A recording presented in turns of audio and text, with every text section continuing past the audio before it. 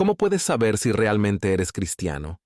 Para comprender verdaderamente si estamos en el camino de la salvación, es crucial trascender la mera etiqueta de cristiano, el cual en la actualidad suele asociarse principalmente con aspectos externos como la moralidad, prácticas religiosas y acciones benéficas. El término cristiano ha perdido su significado distintivo que tenía en el primer siglo, lo que representa un desafío para la Iglesia al tratar de discernir entre quienes siguen auténticamente a Cristo y quienes están desorientados o no comprenden la verdadera esencia del Evangelio. En su mensaje sobre Efesios capítulo 1, versículos 15 y 16, llamado Las pruebas de la devoción cristiana, el Dr. Martin Lloyd-Jones sugiere que el apóstol Pablo nos da la prueba definitiva mientras expresa su gratitud y hace peticiones en su oración por los efesios. Solo hay dos requisitos: fe en nuestro Señor Jesús y amor por todos los santos. El Dr. Lloyd-Jones profundiza en el significado de los términos que usa Pablo, así como en el orden apostólico en que los presenta. Es la fe en nuestro Señor Jesús primero, seguida del amor por todos los santos. Pablo descarta cualquier sentimentalismo superficial en la Iglesia. La fe, en el sentido bíblico, en la persona de Jesucristo es indispensable, y después de esta fe, pero indudablemente como consecuencia, viene el amor por todos los santos. Aquí es donde la fe y las obras se entrelazan.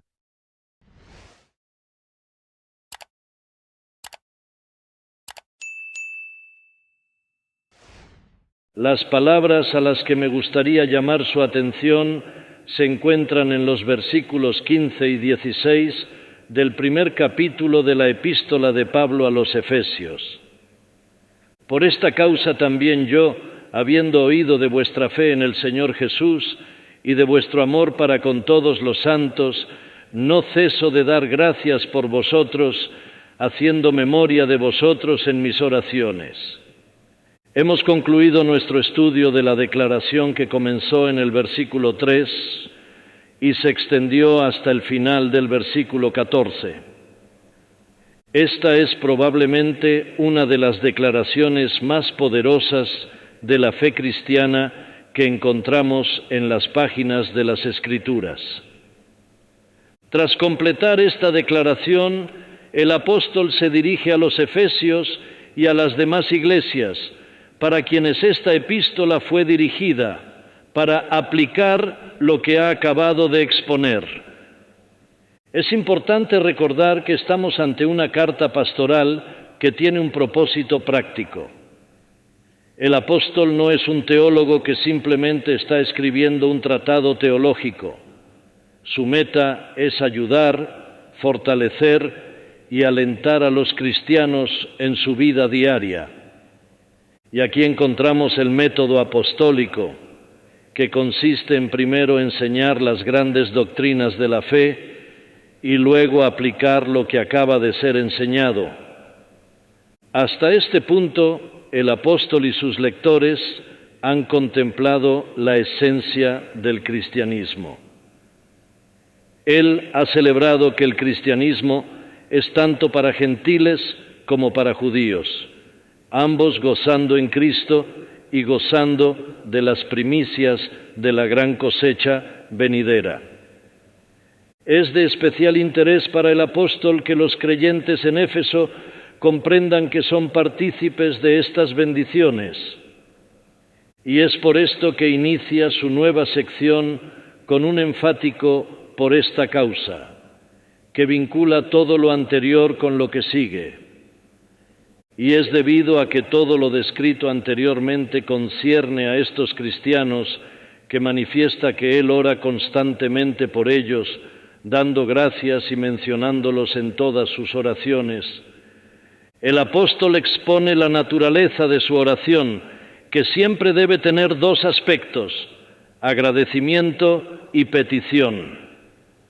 Agradece a Dios por la inclusión de los efesios en la vida cristiana, por ser coherederos con los judíos en el reino de Dios.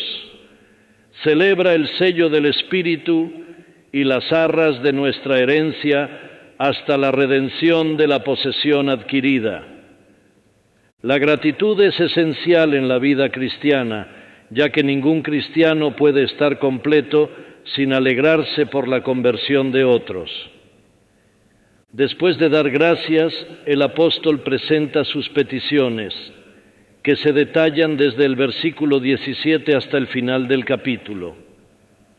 Es útil tener presente la estructura general del capítulo. Comienza con una declaración doctrinal, continúa con acción de gracias por la participación de los efesios en las bendiciones mencionadas y, por último, sus oraciones constantes por ellos, buscando que profundicen y experimenten una fe más plena. Esto nos ofrece un resumen de la vida cristiana, que es el adentrarnos más en la comprensión y experiencia de las grandes y gloriosas verdades previamente descritas por el apóstol. Al llegar a esta última sección del capítulo, vemos que el apóstol comienza agradeciendo a Dios por los cristianos de Éfeso. Pero, ¿cómo sabe el apóstol que son cristianos? Nos dice que él ha oído ciertas cosas sobre ellos. Versículo 15. Habiendo oído de vuestra fe en el Señor Jesús y de vuestro amor para con todos los santos. Algunos han sentido que hay un problema con el uso de la palabra oído por parte del apóstol, porque leemos en el libro de los Hechos, capítulo 19, que fue Pablo mismo quien llevó el Evangelio a Éfeso y lo predicó a sus ciudadanos, y que aquellos que creyeron lo hicieron en gran medida como resultado de su ministerio. La aparente contradicción se resuelve señalando que lo que Pablo ha oído no es solo que entraron en la vida cristiana, sino que continuaban en ella. Seguían ejerciendo su fe. No había sido una emoción pasajera que había venido y se había ido. Ellos habían seguido creyendo y habían perseverado como cristianos. Habiendo oído esta noticia, Pablo da gracias a Dios por ella. No solo eso, probablemente había un gran número que había entrado en la iglesia desde que Pablo estuvo en Éfeso, y él ha oído hablar de estos nuevos conversos. Y si, como sugerimos anteriormente, esta es probablemente una carta circular que incluía iglesias que el apóstol nunca había visitado, entonces podemos entender por qué dice que ha oído de su fe. Claramente tiene razones para saber que las personas a quienes escribe continúan en la vida cristiana. Pero, ¿qué es lo que Pablo ha oído sobre estos cristianos? ¿Qué es lo que le da al apóstol esta seguridad definitiva sobre ellos? ¿Qué es lo que tiene en mente cuando, de rodillas ante la presencia de Dios, da gracias por ellos? Esto es importante porque nos proporciona pruebas que podemos aplicarnos a nosotros mismos. ¿Cómo sabemos que somos cristianos? ¿Cómo pueden otros saber que somos cristianos? ¿Cuáles son nuestras razones para agradecer a Dios que somos cristianos y para agradecer a Dios por otros cristianos? El simple hecho de que un hombre diga que es cristiano no prueba que lo sea. La historia de la Iglesia a lo largo de los siglos demuestra que esa es quizás una de las mayores falacias en las que podemos caer. A veces, personas que se han llamado a sí mismas cristianas han sido los mayores enemigos de la fe cristiana. El simple hecho de que pensemos que somos cristianos no es suficiente. El hecho de que otras personas puedan decir que somos cristianos tampoco es suficiente. Debe haber alguna prueba. Si vamos a tener una seguridad real y sólida, entonces debemos tener algunas pruebas válidas para aplicarlas a nosotros. Y afortunadamente para nosotros el apóstol nos las proporciona en estos 2 versículos. En el Nuevo Testamento también encontramos muchas de estas pruebas para nosotros los cristianos. Indudablemente, la primera epístola de Juan fue escrita con el propósito específico de que pudiéramos examinarnos a nosotros mismos para saber si estamos en la fe. En la segunda epístola a los Corintios, el apóstol Pablo los exhorta diciendo: examinaos a vosotros mismos si estáis en la fe, probaos a vosotros mismos. Segunda de Corintios 13:5. Y hay muchas otras exhortaciones similares en las epístolas del Nuevo Testamento. Aquí el apóstol reduce todas las pruebas a dos, y podemos afirmar con certeza de que éstas pueden ser consideradas como las pruebas cruciales de la devoción cristiana. No necesitamos aplicar todas las diversas pruebas a nosotros mismos. Todo lo que necesitamos hacer es aplicar las dos pruebas que sugiere este hombre de Dios. Si pasamos estas dos pruebas, podemos estar contentos con nosotros mismos. Puedes revisar las demás cuando tengas tiempo, pero todas ellas se resumen en estas dos. Todo lo demás que pueda ser cierto sobre nosotros es irrelevante si no pasamos estas dos pruebas. Lo digo con la autoridad del apóstol. Él nos da las razones de su certeza y su seguridad con respecto a estas personas. Y notamos que son dos pruebas que podemos encontrar en todo el Nuevo Testamento. Una se refiere principalmente a nuestra creencia, la otra principalmente a nuestra práctica. Una vez más tenemos aquí fe y obras. Van juntas y nunca deben separarse. Son indisolubles y no tiene valor tener una sin la otra. Este es un tema constante en todo el Nuevo Testamento. Tomemos, por ejemplo, el capítulo 13 de la primera epístola a los Corintios, donde el apóstol dice que es inútil que un hombre diga que tiene fe, o que puede hablar con lenguas de hombres o de ángeles, o que tiene ciertos dones inusuales si carece de amor. La epístola de Santiago dice igualmente que la fe sin obras está muerta. Santiago 2:20. Sin obras, esa llamada fe no es más que una creencia intelectual. La prueba de la verdadera fe es que se manifiesta en acción. Aquí el apóstol nos confronta con estas dos cosas juntas.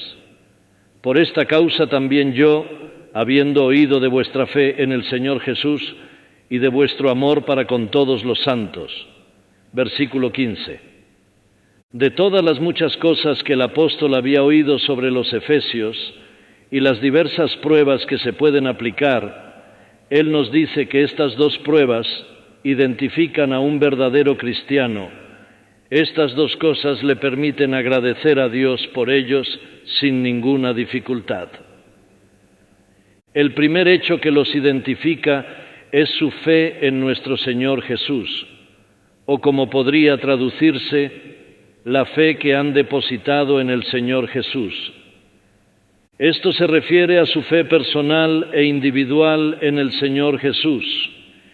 Esto es, por supuesto, lo más vital de todo. Esto es lo que diferencia a la fe cristiana de todas las demás creencias y religiones. Esta es la prueba central y vital. No debemos poner nuestra forma de vivir en primer lugar. Tampoco debemos poner nuestra conducta y obras en primer lugar. En el mundo hay muchas personas muy buenas, muy morales, muy benévolas, pero no son cristianos. Muchos ni siquiera la consideran importante. De hecho, incluso pueden ser violentos opositores de la fe cristiana. Pero en cuanto a la vida y la forma de vivir, son buenas personas. Claramente, por lo tanto, este no es el punto en el que comenzamos. Debemos indicar también que no son las ideas nobles de un hombre o su alto idealismo lo que importa. Una visión vaga, general, benevolente e idealista no significa que un hombre sea cristiano. Esto necesita ser enfatizado en la actualidad debido a la confusión que existe al respecto. Casi no se puede leer un obituario sobre un gran hombre en los periódicos sin hallar esta confusión. El tipo de comentario que a menudo se hace sobre algún hombre que ha fallecido es que no era cristiano, pero era un gran hombre, un hombre capaz, un hombre que hizo mucho bien y que tenía muchas ideas nobles con respecto a la vida. Lo que quieren decir es que aunque no decía que era cristiano y no era miembro de una iglesia y no confesaba los credos cristianos, sin embargo, era cristiano. Ningún hombre podría haber vivido una vida tan maravillosa sin ser cristiano. En otras palabras, la vida de un hombre, o las ideas de un hombre, o la nobleza de carácter de un hombre, o su preocupación por el progreso de la sociedad, o la mejora de la vida en general, determinan si es cristiano. La característica peculiar de estos días es esta absoluta confusión sobre los principios básicos y las definiciones primarias.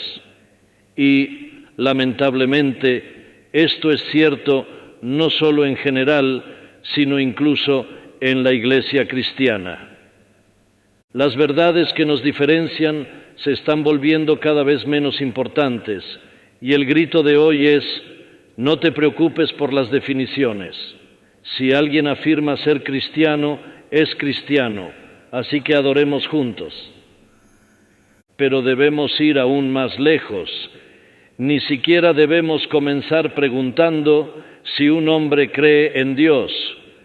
Esa no es la prueba decisiva, ya que hay muchas personas en el mundo que creen en Dios y no son cristianos.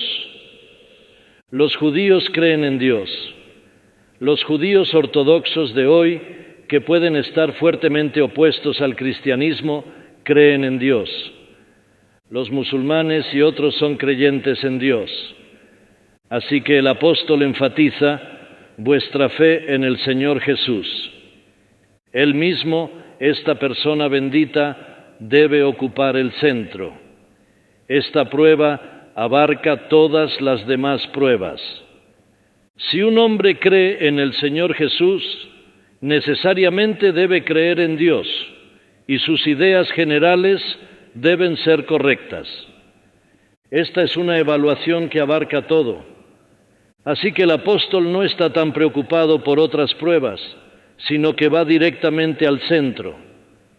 Parece haber actuado según el principio que se emplea con frecuencia en el ámbito de la química.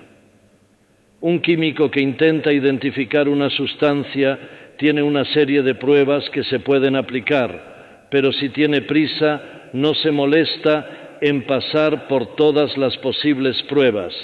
Aplica inmediatamente la prueba ácida.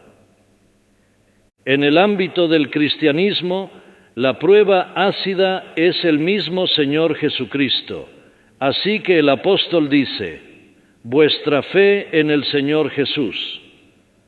Un cristiano es un hombre en cuya vida y en cuya perspectiva el Señor Jesucristo está en el centro. Él lo ve todo a través de Jesucristo. Comienza con Él, termina con Él. Jesucristo se ha convertido en el factor determinante para todo. Hoy en día hay muchas personas religiosas y muchos movimientos religiosos que son muy activos, devotos y ganan muchos conversos, pero Jesucristo no es mencionado por ellos. Hablan de acercarse a Dios y escuchar a Dios sin mencionar a Jesucristo. Eso por definición no es cristianismo, por buenos que parezcan ser y por religiosos que sean. El cristiano es una persona que contempla y encuentra todo en su Señor y Salvador Jesucristo. Veamos cómo el apóstol enfatiza esta verdad en muchos lugares de sus escritos. En su epístola a los Filipenses advierte a sus lectores sobre ciertos judaizantes que recorrían las iglesias diciendo: sí, es correcto creer en Jesucristo, pero no es suficiente, también debes ser circuncidado. El apóstol responde a esa enseñanza con esta impactante declaración: porque nosotros somos la circuncisión, los que en espíritu servimos a Dios y nos gloriamos en Cristo Jesús, no teniendo confianza en la carne. Filipenses 3:3. Tener fe en el Señor Jesús significa reconocerlo como nuestro todo, nuestra totalidad y nuestra plenitud en cada aspecto de nuestra vida. Si alguien me dice que tiene fe en Jesús, me está diciendo que no tiene fe en sí mismo, que ha llegado a ver que toda su justicia no es sino basura, trapos sucios, inútiles, sin valor. No tiene confianza en la carne, no tiene confianza en sí mismo. Confía enteramente y completamente en nuestro Señor Jesucristo y en su obra. Tener fe en el Señor Jesús significa que confías en Él totalmente, completamente y absolutamente. Significa que crees que Él vino a este mundo para salvarte y que es Él mismo quien te salva. Enfatizo esto porque hay algunas personas que parecen pensar que tener fe en el Señor Jesús significa creer que Él vino al mundo para decirte que Dios te ama y que Dios perdona tus pecados. Pero según entiendo el Nuevo Testamento, esa no es la fe en nuestro Señor Jesús. Tales personas enseñan que la cruz es solo una gran declaración del hecho de que Dios está dispuesto a perdonarte, que incluso está listo para perdonar la cruz misma. Pero si eso es así, entonces el Señor Jesús no es el Salvador, simplemente anuncia que Dios perdona y que la salvación es posible. Sin embargo, el Nuevo Testamento nos dice que el Señor Jesús es el mismo, el Salvador, que vino al mundo para salvarnos. Es Él y sus acciones en nuestro favor las que constituyen el medio para nuestra salvación. Eso es lo que significa fe en el Señor Jesús. En otras palabras, significa que si Él no hubiera venido, no habría salvación. Pero según la otra enseñanza, Dios seguiría perdonando, y todo lo que el Señor Jesús hace es decirnos que Dios perdona y darnos este mensaje de una manera muy conmovedora y emotiva. Dicen que lo hace mediante la exhibición de amor en la cruz cuando perdonó a las personas que lo crucificaron y así anunció el amor de Dios. Pero eso no es lo que el Nuevo Testamento quiere decir al decir que Él es nuestro Salvador. El Nuevo Testamento afirma que en Él tenemos redención por su sangre, el perdón de pecados. Tener fe en el Señor Jesús significa entonces que deposito toda mi esperanza en Él y en lo que ha hecho en mi nombre. Significa que no tengo confianza en mi propia vida, en mis propios actos, ni en los de nadie más. Significa que me doy cuenta de que soy un pecador perdido y sin esperanza, y que soy salvo solo por la sangre y justicia de Jesús.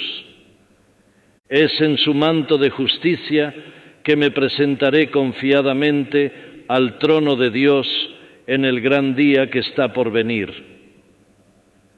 La fe en el Señor Jesús significa que no tengo interés en nada más y no tengo confianza en ninguna otra cosa o persona, sino solo en Él, en su sangre y en su justicia que me es dada. Pero debo llamar su atención sobre la manera en que el apóstol expone este asunto. Observa que dice fe en el Señor Jesús. Siempre debemos prestar atención a cada término del apóstol.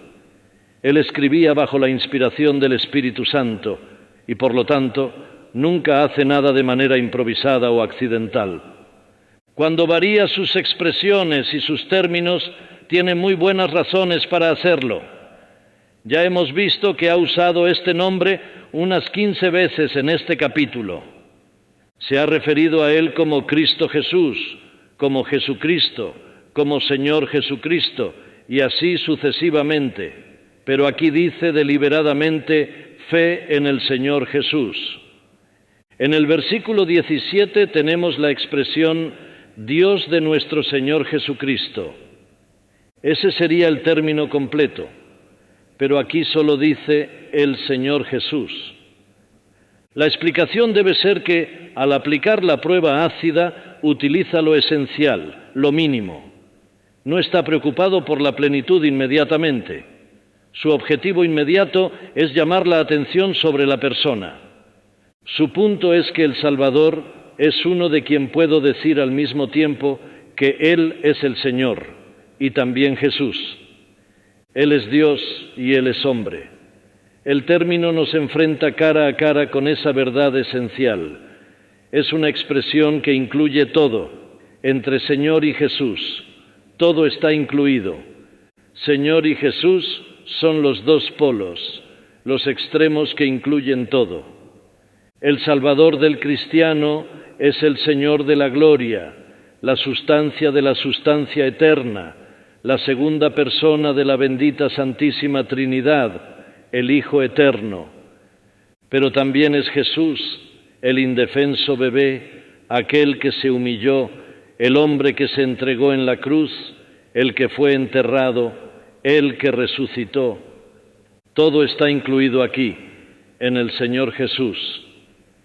Ya nos hemos maravillado de esas asombrosas verdades que encontramos en los primeros 14 versículos, pero es vital que las recordemos constantemente. Quien verdaderamente es cristiano es aquel que declara que Jesús de Nazaret es el Hijo eterno de Dios. Un verdadero cristiano cree en la encarnación, en el nacimiento virginal y en su milagroso nacimiento. Cree en la naturaleza divina del Hijo y lo llama Señor. En la epístola a Tito encontramos al apóstol refiriéndose a Jesús como nuestro gran Dios y Salvador. Tal es aquel en quien depositamos nuestra fe.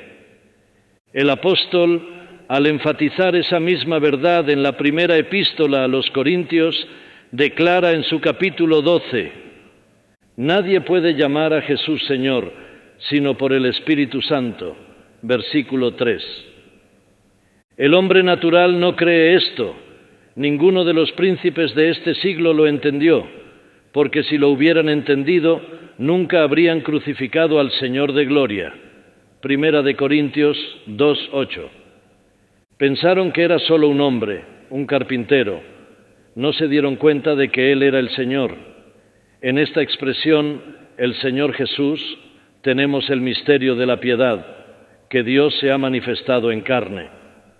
Por eso el apóstol emplea estos términos. Él está profundamente interesado en dirigir nuestra atención hacia Jesús el hombre. Por supuesto, si una persona cree esto, no tendrá dificultad en creer en los milagros realizados por el Señor Jesús. Cuando entendemos que es Dios quien vino en forma de hombre, lo sobrenatural y lo milagroso en los relatos evangélicos no necesitan ser explicados. El Señor Jesús es aquel en quien reposa mi fe. No puedo salvarme a mí mismo, ningún hombre puede salvarme, pero el Señor Jesús sí puede. Esa es la fe del cristiano y no encuentra esperanza en nada más. Solo Dios puede salvarlo, Dios hecho carne. Confiar en el Señor Jesús me revela el propósito de su venida y explica la obra que ha llevado a cabo. Cuando vino el cumplimiento del tiempo, Dios envió a su Hijo, nacido de mujer y nacido bajo la ley, para que redimiese a los que estaban bajo la ley, a fin de que recibiésemos la adopción de hijos. Gálatas 4, versículos 4 y 5. Vivió como un hombre y fue tentado en todo según nuestra semejanza, pero sin pecado. Hebreos 4:15. Él es el verdadero Jesús, el hombre, y no recibió ningún favoritismo. Vino a dar obediencia a la ley de Dios y lo hizo. Vino a tomar el castigo que la ley impone sobre el pecado y lo ha hecho. Jesús fue crucificado, el Señor fue crucificado. El Hijo de Dios, Dios el Hijo, murió por mí y por mis pecados. Todo está incluido en estas palabras, en esta epístola a los Efesios. Finalmente, debemos enfatizar que no puedes separar a el Señor y a Jesús. La persona es una e indivisible. Él es siempre el Señor. No existe tal cosa como venir solo a Jesús. En cierto sentido, un hombre ni siquiera puede venir solo a Cristo. Tiene que venir a el Señor Jesús. Cuando entendemos esta verdad, comprendemos que un hombre no puede aceptarlo solo como su Salvador y más tarde decidir aceptarlo como su Señor, porque Él es siempre el Señor Jesús. Aquel que murió por nuestros pecados es el Señor, y murió por nuestros pecados porque el pecador está bajo la ira de Dios. Él transgredió la ley, está en enemistad contra Dios, por lo que debe ser castigado.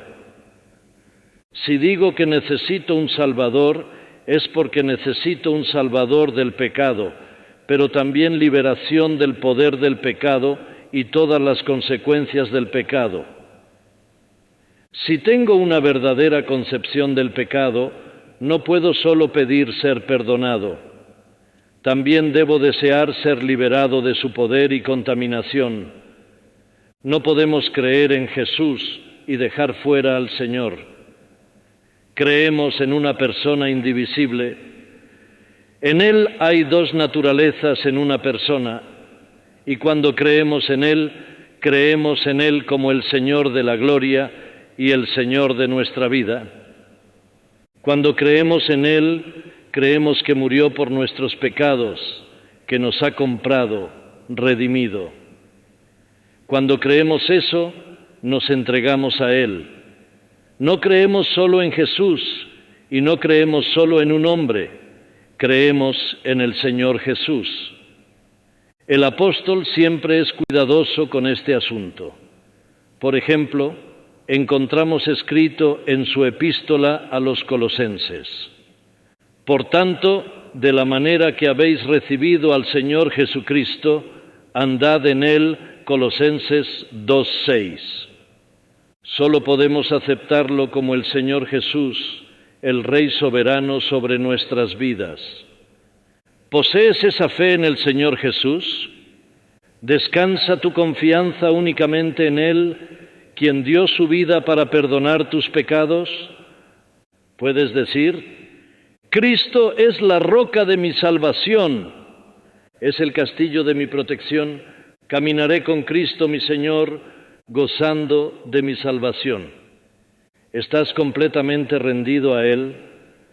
¿Es tu fe absoluta, enteramente, exclusivamente en Él, el Dios hombre, el Señor Jesús? Ahora pongamos nuestra atención hacia el segundo aspecto que encontramos aquí: y de vuestro amor para con todos los santos. Una verdad sigue a la otra como la noche al día. Como ya he dicho, este argumento también lo encontramos en la primera epístola de Juan. De hecho, es el argumento que se encuentra en todas las partes del Nuevo Testamento. El apóstol Pedro, habiendo recordado a las personas a quienes escribía su primera epístola, que habían purificado sus almas por la obediencia a la verdad mediante el Espíritu, para el amor fraternal no fingido, procede inmediatamente a decir: Amaos unos a otros entrañablemente, de corazón puro. 1:22.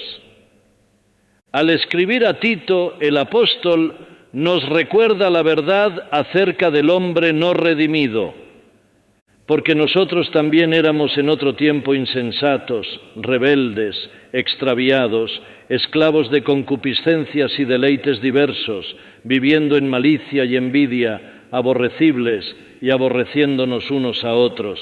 Tito 3:3. Pero Pablo ha oído que los cristianos en Éfeso tienen amor hacia todos los hermanos, así que sabe que algo debe haberles sucedido.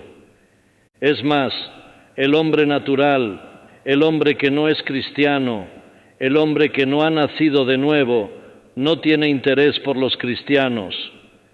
Generalmente les disgusta porque los encuentra aburridos y poco interesantes y de mentalidad estrecha. Esa es la manera que se expresa sobre los cristianos, y ciertamente no elegiría pasar tiempo en compañía de tal persona. Siente que no hay afinidad, ningún interés en común. Por lo tanto, podemos decir que un hombre que ama a los santos es porque a ese hombre se le ha dado una nueva naturaleza. Él ha nacido de nuevo. Esto es algo inevitable, porque la vida se deleita en la vida. Incluso estaremos más inclinados a perdonarnos entre nosotros, porque pertenecemos a la misma familia. Tenemos el mismo interés y propósito.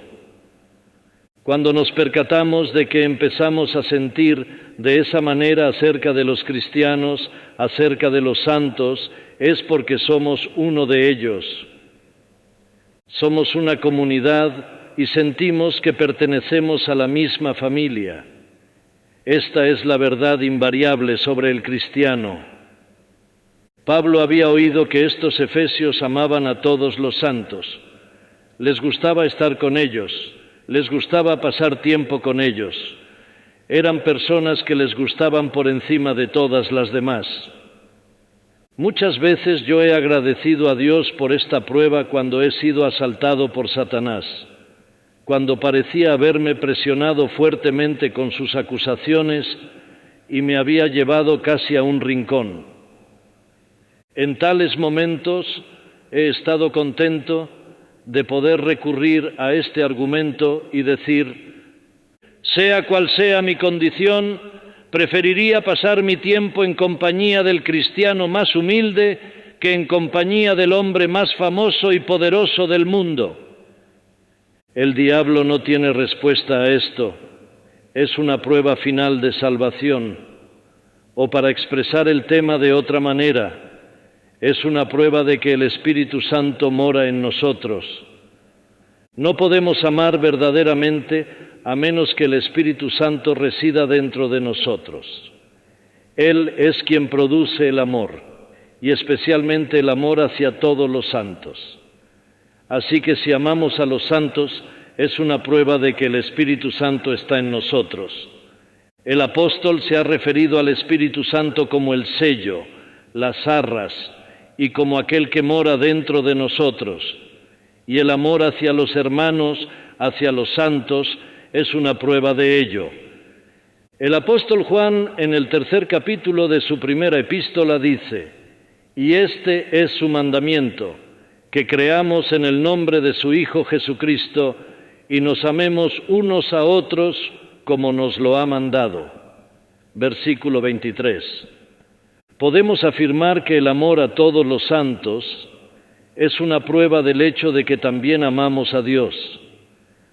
Podemos explicar esto de la siguiente manera: amo a los santos porque están en la misma relación con Dios que yo, porque son las personas que han sido elegidas junto conmigo, han sido trasladadas del reino de las tinieblas al reino del amado Hijo de Dios. Estas personas y yo caminamos juntos a través de este mundo de pecado en dirección al cielo, y voy a pasar mi eternidad junto con ellos. Juntos nos encontramos ante una esperanza tan gloriosa, gracias al maravilloso amor de Dios. Yo no lo merezco, ellos no lo merecen, pero juntos alabaremos a Dios. Si los amo, debo amar a Dios, porque Él los ha hecho lo que son y me ha hecho a mí lo que soy. Así que juntos podemos darle toda la gloria. Pablo no necesitaba dar todos los detalles, él declara la única cosa que los cubre todos. Si amas a los hermanos, si amas a los santos, garantiza todas estas otras cosas. Esta es una prueba que incluye todo. Nota que el apóstol dice que ha oído de su amor para con todos los santos. No solo aman a aquellos a quienes les caen bien, sino a todos los santos. no solo a los inteligentes, no solo a los eruditos, no solo a los agradables, no solo a aquellos que pertenecen a un estrato social particular. No, Él ama a todos los santos. Un verdadero cristiano es aquel que tiene un nuevo criterio para todos y cada uno, así como para todas las cosas. Cuando conoce a alguien por primera vez, no juzga por su apariencia o su vestimenta. Esa es la forma mundana de juzgar a los demás. No se pregunta de dónde proviene, qué educación ha recibido, cuánto dinero tiene en el banco. Esas ya no son sus interrogantes ni sus criterios. Ahora solo le interesa una cosa: ¿es hijo de Dios?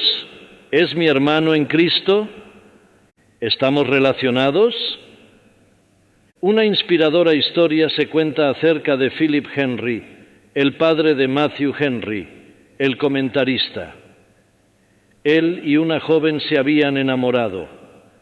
Aunque ella pertenecía a una clase social más alta que él, la joven se había convertido al cristianismo y, por lo tanto, su posición social ya no representaba ningún obstáculo para su matrimonio.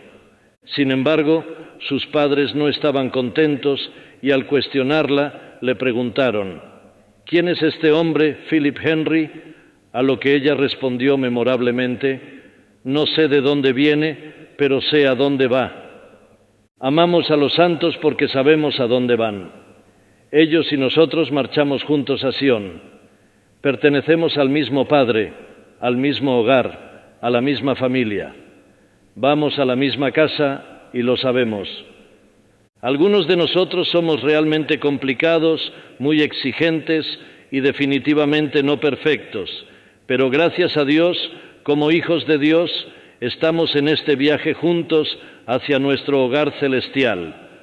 Sabemos que llegará el día en que todas nuestras fallas, errores y problemas desaparecerán y todos seremos glorificados y mejorados juntos, disfrutando de la misma eternidad gloriosa. Estas son las dos pruebas cruciales de la devoción cristiana que podemos aplicarnos unos a otros. Recordemos el orden en el que el apóstol los coloca. Él no pone el amor a todos los santos antes de la fe en el Señor Jesús. Sin embargo, eso es lo que se proclama hoy. Nos dicen que no nos preocupemos por las definiciones, que la teología no importa, que lo que un hombre cree es irrelevante, que debemos amar a todos los que digan ser cristianos. Pero ese no es el orden apostólico. El apóstol Pablo nunca estuvo interesado en sentimentalismos vagos. La fe en el Señor Jesús debe ser lo primero. Luego, y solo entonces, como consecuencia, viene el amor hacia todos los santos. Y ningún hombre es un santo a menos que tenga fe en el Señor Jesús. El primer mandamiento para el cristiano no es amarnos los unos a los otros, sino creer en el Señor Jesús. Ubícalos en el orden correcto, conserva el orden y luego puedes resaltar ambos. Eso es lo que se nos dice acerca de los primeros discípulos que perseveraban en la doctrina de los apóstoles, en la comunión unos con otros, en el partimiento del pan y en las oraciones. En la actualidad se prioriza la comunión unos con otros, el amor hacia los demás, y la doctrina es considerada como una molestia y un obstáculo. Esta es la razón por la que la Iglesia se encuentra en una situación precaria. Se ha alejado del orden apostólico. Primero es la fe en el Señor Jesús, primero la doctrina, las verdades sobre Jesús, nuestro Redentor y quien un día juzgará el mundo. Y luego, como consecuencia, el amor hacia todos los santos.